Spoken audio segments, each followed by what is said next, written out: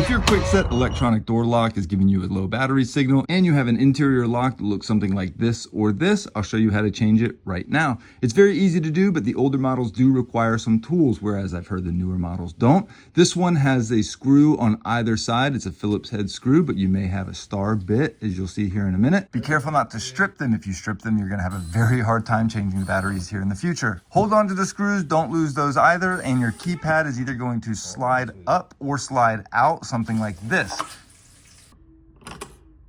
You'll want to gently pull the battery pack out and swap the 4 AA alkaline batteries. You also want to avoid using lithium or rechargeable batteries, as these can interfere with performance. Replace all 4 with fresh batteries, make sure obviously the positives and negative ends are aligned properly.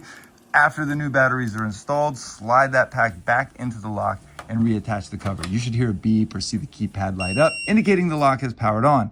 Finally, test the code, make sure it works before locking yourself out, and that's it. Quick and easy process. For best results, replace those batteries every 6 to 12 months or when you notice a drop in responsiveness. Hope this was helpful. Reach out anytime with questions or concerns, and have a great day.